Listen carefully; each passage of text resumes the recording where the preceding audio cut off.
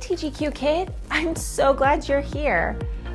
Did you know that famous athletes miss a lot?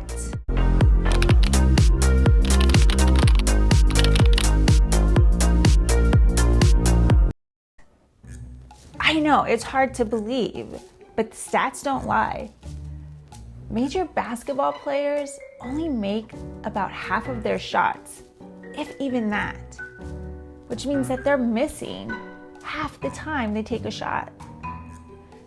And then baseball players aren't even better than that. They actually miss 7 out of 10 times. They only hit the ball 30% of the time.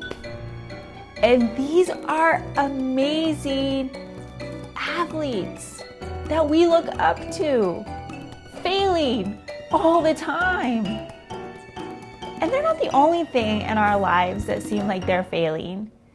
I mean, hey, look at the sun. Every night it goes away, and it can seem like it's failing at its job. But really, it goes away so that way the earth can cool down in that part. And then it comes back the next morning to help warm it back up. So that way, the face of our planet doesn't get too hot or too cold. And we all know that the sun's not really going away, it's just the earth rotating. And that's what keeps things in balance. And then caterpillars. So caterpillars are interesting little creatures that just inch along on their merry way. And then one day it seems like they build themselves this casket and just go and die in it. But really, they're transforming. Their body is breaking down inside that little chrysalis and rearranging and rebuilding into a beautiful butterfly that we see flying around us.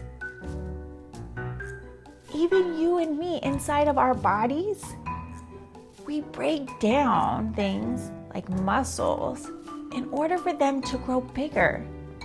So every time that you see somebody working out or you're pushing yourself to go harder, your muscles are ripping and tearing.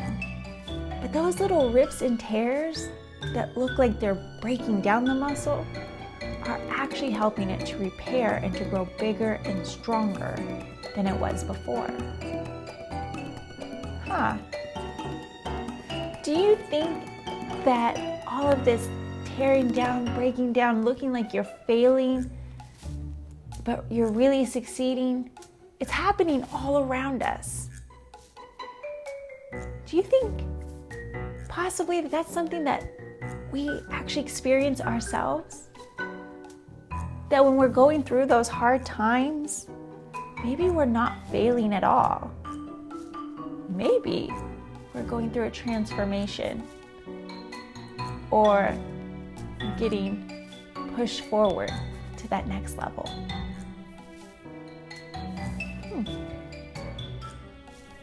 Okay, TGQ kid, so I was thinking about that question, and I actually uncovered 2 common myths about courage that most people believe.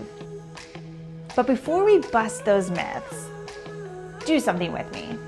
Think about the last time where you felt like you were having a setback.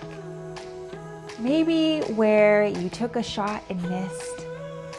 You had something pointed out about you that was embarrassing. Or maybe even you're wanting to do something or raise your hand and speak up, but you don't because you're too worried about what the people around you are going to think. Or maybe you're presenting in front of your class or friends and you stumble on your words and you feel awkward and embarrassed. Now hold on to that moment for just a second longer.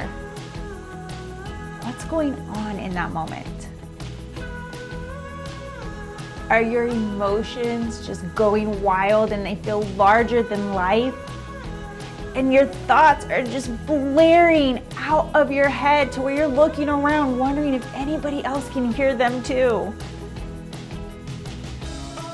Those are what I call the pressure cooker moments of life. And that's exactly where courage lives, are in those moments. And this is right where those two myths that I brought up come into play. The first myth about courage is to just do it. Just do it. That's courage. Just do it. Forget everything you're thinking, everything you're feeling, and just do it. And the second myth is that in order to be courageous or to have courage, you have to be confident. Neither one of those is true. Courage isn't just going recklessly forward, and confidence doesn't create courage. Courage creates confidence. And we can see that in the facts that we just learned about. Athletes grow confident because they make more shots. They score more. But at the same time, they're also failing more and missing more. So courage is building confidence. And then the whole confidence doesn't mean just go do it. Confidence isn't reckless, it's thoughtful. It sees its options and it goes. So let's go back to that pressure cooker moment that you were in. What do we do? How do we move forward if we're not confident? How do we not just do it, but actually know what we're getting ourselves into? Well, we're gonna use the tool, the Courage Pivot. And the Courage Pivot is 3 tiny moves that you're going to do before you move. So here is your first move in the Courage Pivot. Breathe. Just breathe. Remind yourself that you are alive and that you are human and that all of these thoughts and emotions that you are feeling in this moment are normal. We've all been there and we'll all be there at some point. Nobody is immune to nervousness, to awkwardness, or to being embarrassed at some point. It's all okay. So just breathe. Then from there, we're going to pivot our mindset and go break it down. We're going to now look at the situation and break it down. So if you just went through something and it left you feeling like you're in a pressure cooker, you don't like what happened, you felt embarrassed, you felt awkward, guess what? You're gonna break down that experience that you just went through. Because every experience we go through has some gems in it. And those gems help us to grow and help us in future situations. So we're gonna look at that experience and we're gonna break it down and we're gonna find those gems and hold on tight to those gems. And then we're gonna throw the rest of that baggage in the trash. We don't need it. But we're gonna hold on to those gems. And then if you're staring at a situation that you are about to walk through, or that you would like to, but you don't know where to start, you're gonna break that down. But not to find the gems. You're gonna break it down into smaller steps. Where do I start first? Then, once you've located the gems and once you've located your next best move, you're gonna take that step. You're not gonna just take it. Own it. You've had your moment to break it down and to sort through. Now, own that next step.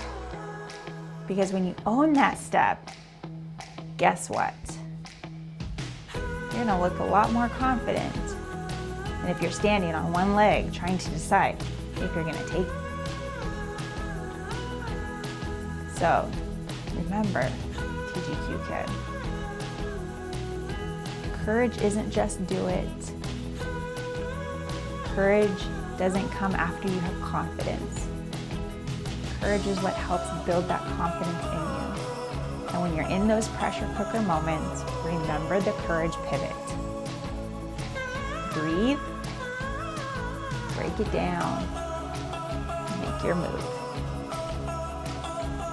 Okay, TGQ kid, you know what time it is. Let's bring it in and lock this down. Say it with me.